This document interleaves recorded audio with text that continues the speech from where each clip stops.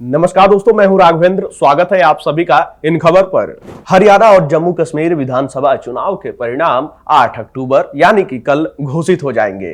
लेकिन इससे पहले के एग्जिट पोल के नतीजे कांग्रेस के लिए सकारात्मक संकेत दे रहे हैं। हरियाणा में लगभग सभी एग्जिट पोल कांग्रेस को जीतते हुए दिखा रहे हैं, जबकि जम्मू कश्मीर में कांग्रेस और नेशनल कॉन्फ्रेंस यानी कि एनसी को बढ़त मिलती हुई नजर आ रही है। यह स्थिति पिछले 10 वर्षों से सबसे कम अनिश्चितता के साथ बनती दिख रही है। हरियाणा में एग्जिट पोल के विभिन्न नतीजों में कांग्रेस को 44 से 65 सीटें मिलने का अनुमान है, जबकि बीजेपी के लिए 15 से 28 सीटों की भविष्यवाणी हुई है।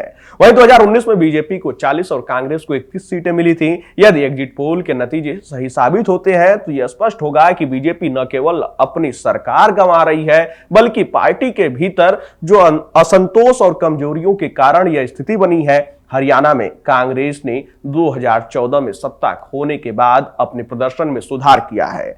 2019 में कांग्रेस ने अपनी सीटें दोगुनी से अधिक कर ली। लोकसभा चुनाव में भी कांग्रेस ने बीजेपी से 5 सीटें छीन ली। बीजेपी का वोट प्रतिशत 2019 में 58% से घटकर 46.1% पर आ गया है, जबकि कांग्रेस का वोट शेयर बढ़ा है। वहीं जम्मू कश्मीर में कांग्रेस और एनसी को बढ़त मिलने के संकेत हैं। यहां की राजनीतिक स्थिति पिछले कुछ वर्षों में काफी जटिल रही है, लेकिन एग्जिट पोल के अनुसार दोनों दलों को फायदा हो सकता है। बीजेपी के लिए यहां भी अपनी स्थिति को बनाए रखना चुनौतीपूर्ण हो सकता है। यदि कांग्रेस हरियाणा में सत्ता में लौटती है तो यह राहुल गांधी और मल्लिकार्जुन खड़गे की नेतृत्व क्षमता का एक महत्वपूर्ण संकेत भी होगा। लेकिन इसके साथ ही साथ कांग्रेस के सामने अपने नेताओं के बीच गुटबाजी को सुलझाना एक बड़ी चुनौती होगी। कुमारी शैलजा और हुड्डा खेमे के बीच सीएम पद की दावेदारी को लेकर खींचतान हो सकती है।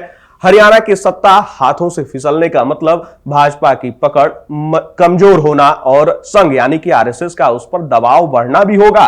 लोकसभा चुनाव में खराब प्रदर्शन के बाद संघ और बीजेपी से जुड़े नेताओं के तीखे बयान आप सबने सुने ही हैं।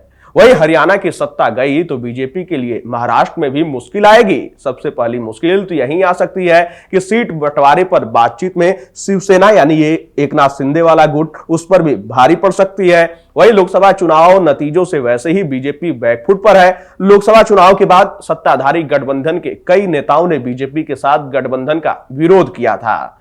वहीं महाराष्ट्र में राहुल गांधी ने संविधान बचाने का मुद्दा उठाया, जो उनके लिए राजनीतिक फायदा दिला सकता है। तो वहीं हरियाणा के नतीजे पक्ष में आने से कांग्रेस को महाराष्ट्र में लड़ाई के लिए और भी बल मिलेगा।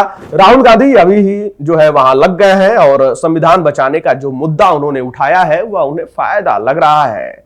वही इसीलिए महाराष्ट्र में भी उन्होंने इस मुद्दे को गरमाना शुरू कर दिया है। महाराष्ट्र में एक और फायदा यह होगा कि सीटों के समझौतों में कांग्रेस अपना पलड़ा भारी रखने की स्थिति में होगी। कांग्रेस को यदि हरियाणा की सत्ता मिलती है तो राहुल गांधी के लोकसभा में नेता प्रतिपक्ष बनने के बाद यह पहली बड़ी कामयाबी होगी। वहीं यह उनके नेतृत्व क्षमता और मल्लिकार्जुन खड़गे की अध्यक्षता की सफलता को साबित करने के लिए बड़ा आधार बनेगा। खैर, कल नतीजे सामने आएंगे। नतीजों के बाद देखना होगा कि कांग्रेस के हाथ सत्ता का स्वाद चखने को मिलता है या फिर बीजेपी एक बार फिर सत्ता में काबिज हो पाती है। खैर, आपको क्या लगता है कि हरियाणा और जम्मू कश्मीर में क्या कुछ होने वाला है? आप अपनी राय कमेंट बॉक्स में हमें जरूर बताइएगा।